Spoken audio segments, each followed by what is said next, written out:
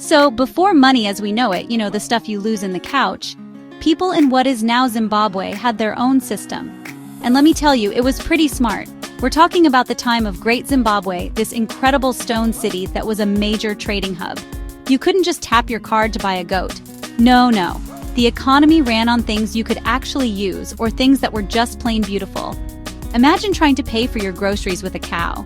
It sounds like a joke, but cattle were serious wealth. The more cows you had, the richer you were.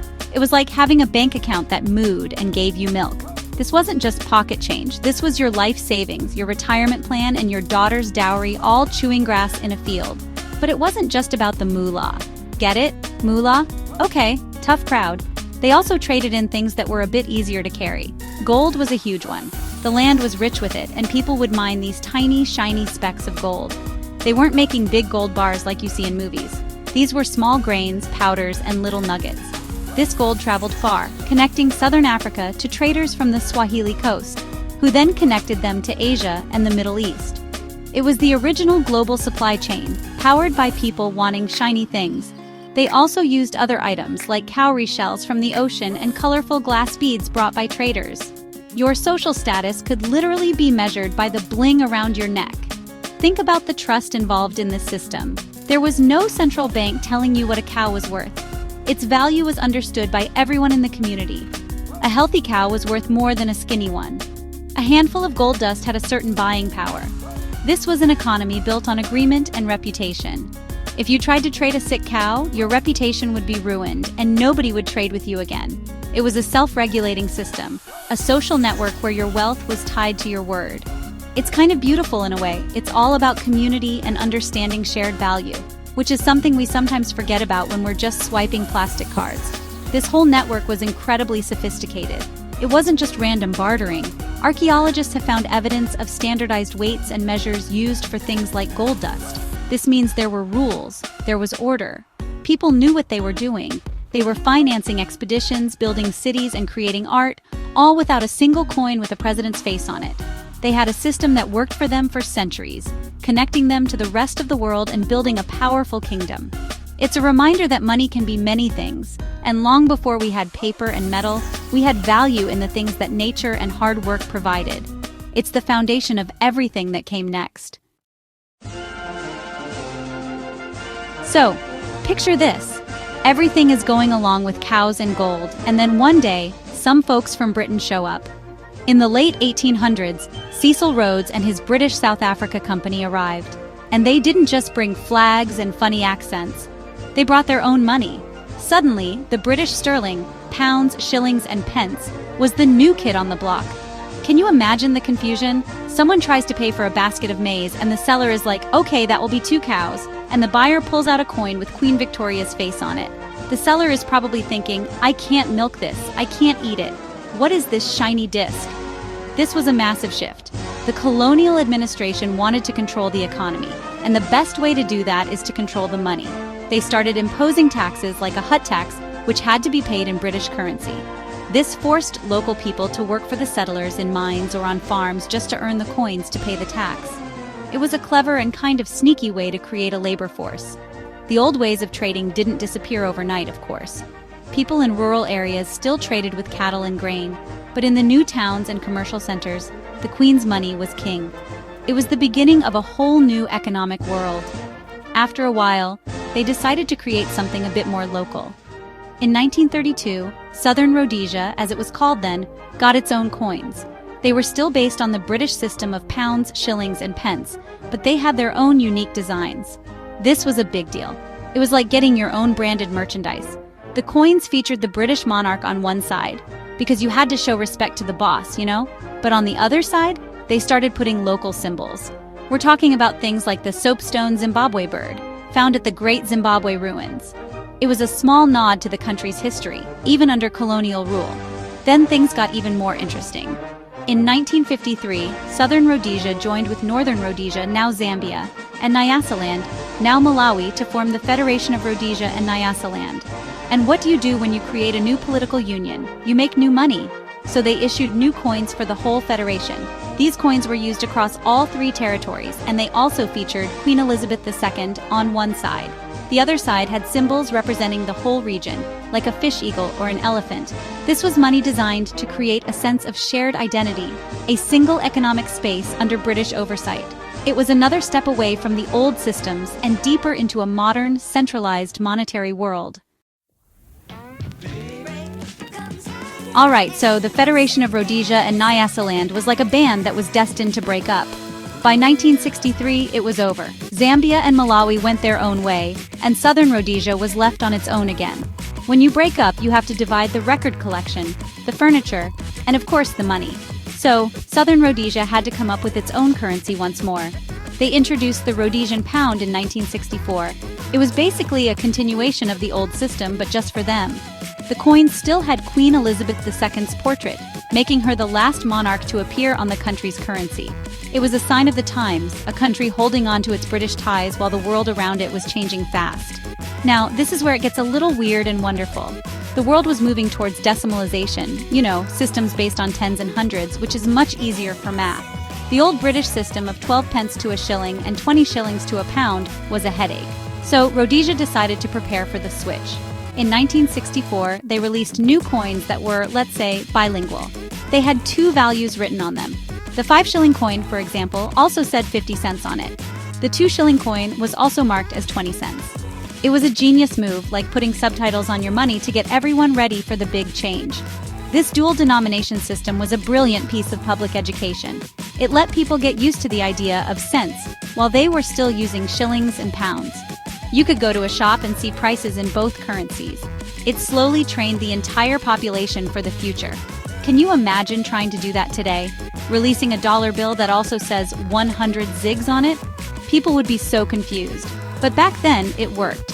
It was a practical solution to a national problem, helping to smooth the transition and avoid chaos when the official switch happened. It showed a lot of foresight from the Reserve Bank of Rhodesia. The big day finally came on February 17, 1970. Rhodesia officially went decimal. The Rhodesian pound was replaced by the Rhodesian dollar, and the new system was simple. 100 cents made $1. The old pound was worth $2 new. The transition was relatively smooth because people had been seeing those cent values on their coins for years. The new coins were fresh and modern. They no longer had the Queen's face on them. Instead, they featured the Rhodesian coat of arms, a clear political statement. This was a country cutting its ties with the British monarchy and forging its own identity, one coin at a time. The money in people's pockets was now telling a new story. So, while Rhodesia was changing its money, it was also in the middle of some serious political drama. In 1965, the white minority government, led by Ian Smith, made a big, bold move. They declared independence from Britain, but without Britain's permission. This was called the Unilateral Declaration of Independence, or UDI. It was a huge deal. It was like your teenage kid declaring their room an independent republic. The world, especially Britain and the United Nations, was not happy. They hit Rhodesia with economic sanctions, which is basically putting the whole country in a timeout. They wanted to cut off its trade and cripple its economy. This political isolation had a huge impact on the country's money. Remember how the coins before 1970 had the Queen's face? Well, after UDI, that was a big no-no. You can't declare independence from someone and keep their face on your cash. That's just awkward. So, when the new Rhodesian dollar was introduced in 1970, it was a chance to create a currency that reflected this new defiant national identity. The Queen was out, and symbols of Rhodesia were in. The main feature on the new coins was the Rhodesian coat of arms, which included a pickaxe for mining and the Zimbabwe bird, connecting to the country's ancient past. The designs of these new coins were all about celebrating Rhodesia. They featured animals native to the country. The half-cent coin had protea flowers, the 1 cent had the flame lily, and the bigger coins had animals like the sable antelope and the eland. It was a way of saying, this is our land, our nature, our country. It was a powerful message, printed on the small metal discs that people used every day. The money was a piece of propaganda, a daily reminder of the government's vision for the nation. Every time you bought a loaf of bread, you were holding a statement of independence in your hand. Despite the sanctions, the Rhodesian economy was surprisingly resilient for a while. The government was very strict about controlling the economy to survive the isolation. The Rhodesian dollar was actually a strong currency for many years, stronger than the US dollar at some points. The coins were minted at the South African Mint in Pretoria, since ties with the Royal Mint in London were obviously cut. This period shows how currency is so much more than just a tool for buying things. It's a symbol of sovereignty, a reflection of a nation's politics, and a tool for building a national story, even one that was controversial and not recognized by the rest of the world. Section 5. Independence. Welcome, the Zimbabwe dollar. Fast forward to 1980. After a long and brutal liberation war, the game changed completely. Rhodesia was gone, and the independent nation of Zimbabwe was born. This was a moment of incredible hope and celebration. And with a new country, a new name, and a new flag, you absolutely need new money. So, out went the Rhodesian dollar, and in came the Zimbabwe dollar. At its launch, it was actually worth more than the US dollar. Can you believe that? It was a symbol of a fresh start, a new beginning full of promise for a nation that had finally achieved majority rule. The new government wanted the currency to reflect the new Zimbabwe. So they kept some of the old ideas but gave them a whole new meaning. The Zimbabwe bird, which was on the Rhodesian coat of arms, now took center stage. This ancient soapstone carving from Great Zimbabwe became a powerful symbol of the new nation's connection to its deep African history. It was a way of reclaiming a symbol that the previous government had used and making it their own. It said, "This history belongs to all of us." The bird was on the $1 coin, the king of all coins, making it an icon of the new Zimbabwe. Another major symbol that appeared on the new banknotes was the Chiremba balancing rocks. These are these incredible natural rock formations near Harare where boulders are stacked on top of each other in a way that looks impossible. They became a metaphor for the new nation, a delicate balance between development and nature, between different cultures, and between the past and the future. It was a beautiful, hopeful message. Every time you handled a banknote, you saw these rocks, a quiet reminder of the need for balance and stability in the new country. These symbols, the bird and the rocks, became deeply ingrained in the national identity. The coins of the new Zimbabwe also celebrated the country's resources and culture. They featured things like the baobab tree, the flame lily, which was kept as the national flower, and symbols of agriculture and mining. The designs were meant to inspire pride and confidence in the new nation's future. For the first decade or so, the currency was stable. The coins circulated widely, from the 1-cent piece up to the $1 coin. It was a normal, functioning economy. People had faith in their money. It was a time of optimism, when the Zimbabwe dollar in your pocket felt solid and dependable, a true symbol of a proud, independent nation. So, you know how we said the Zimbabwe dollar started off strong? Well, what goes up can sometimes come down. And in Zimbabwe's case, it came down, crashed through the floor, and started digging.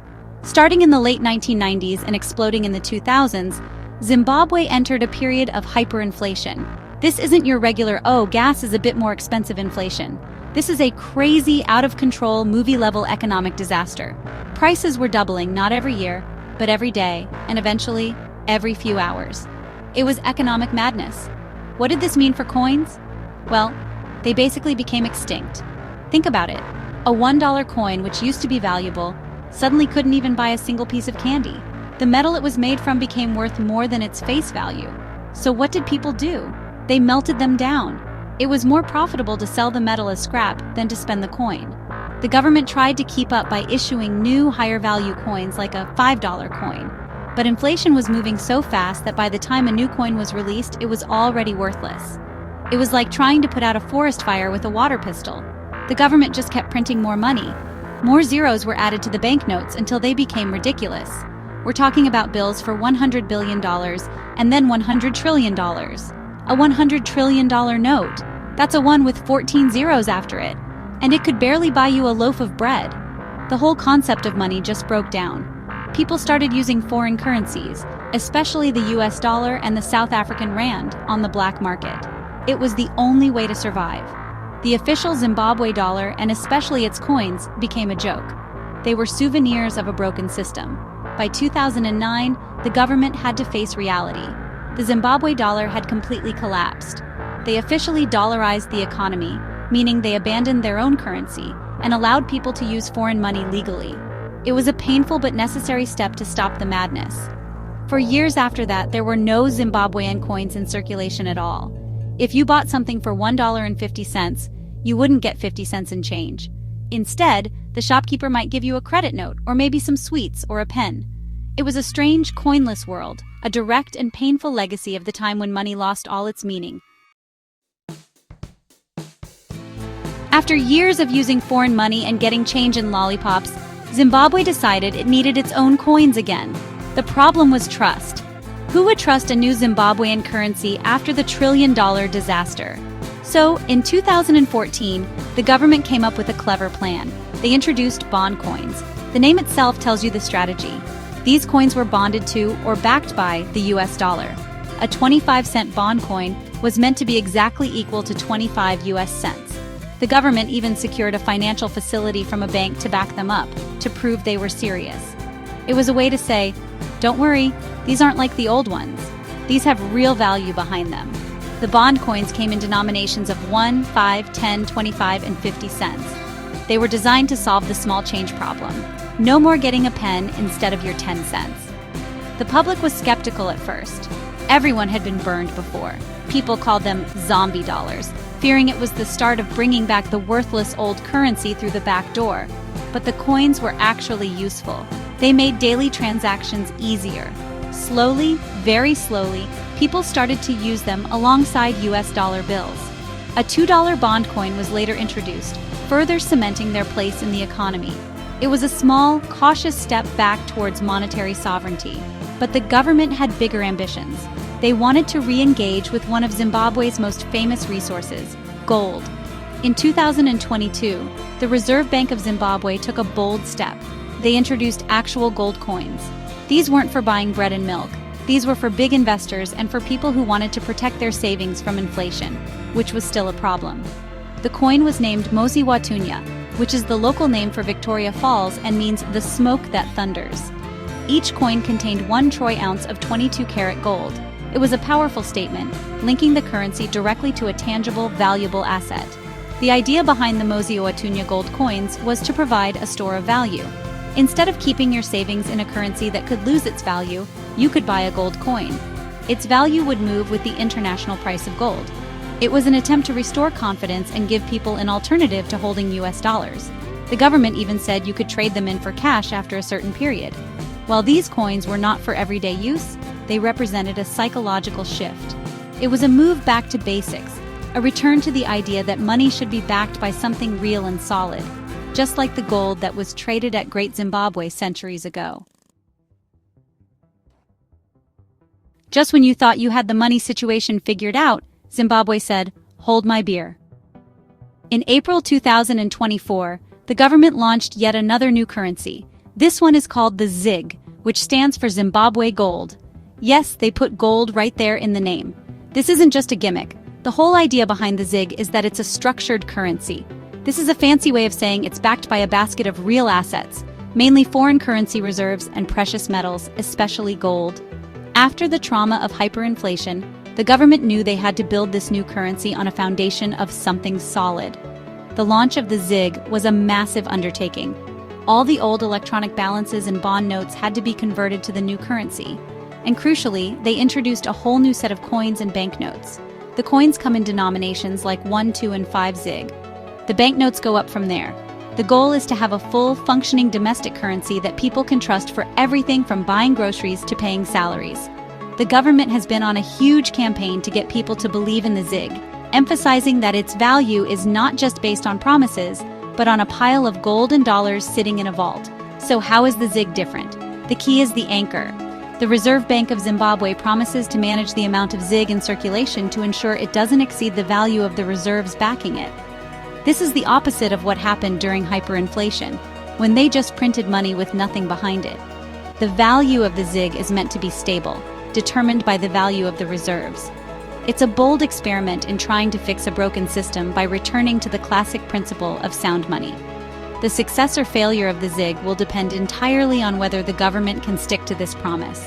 Today, in August 2025, the situation on the ground is a mix. People are using the new ZiG coins and notes for daily transactions, especially for small purchases where US dollar coins are scarce. However, The US dollar is still the king for larger purchases and for savings. There's a dual currency system in place. People are cautiously optimistic, but also wary. They've seen new currencies come and go before. The big question everyone in Zimbabwe is asking is this one for real? The ZiG is Zimbabwe's latest attempt to finally solve its long-running currency puzzle. The whole world is watching to see if this golden gamble will pay off. Throughout this whole roller coaster of a currency history, two symbols have shown up again and again, like recurring characters in a very long TV show. I'm talking about the Zimbabwe bird and the Chiremba balancing rocks. These images have survived colonialism, independence, hyperinflation, and multiple currency changes. They are more than just pretty pictures on money. They are the visual soul of the nation. They connect the modern Zimbabwean state to its ancient past and its natural wonder. They are symbols of identity that have proven to be more durable than the currencies they were printed on. The Zimbabwe bird is the ultimate survivor. This soapstone carving, discovered at the Great Zimbabwe Ruins, is a link to the country's pre-colonial glory.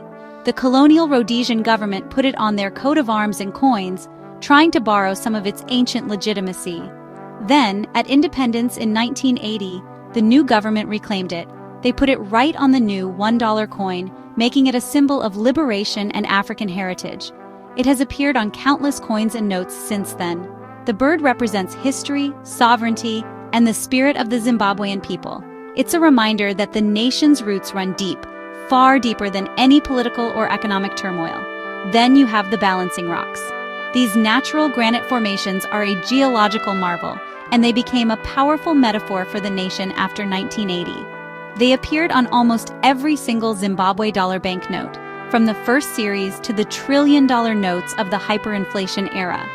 The message was one of balance and stability, the need to balance development with nature, unity with diversity. Of course, the irony is that these symbols of stability were printed on money that became the definition of instability. Seeing the balancing rocks on a $100 trillion note is a lesson in how symbols can sometimes contrast sharply with reality. Even now, with the launch of the new ZiG currency, these symbols endure. While the new designs are more modern, the spirit of what these symbols represent, heritage, nature, and the quest for balance, is still central to the national identity. They are a constant thread in the fabric of Zimbabwean life. They've been minted by the British Royal Mint, the South African Mint, and others over the years, but the symbols themselves are purely Zimbabwean. They show that even when the value of money disappears, the value of identity and history remains. The rocks and the bird are the true national treasures, worth more than any amount of zeros on a banknote.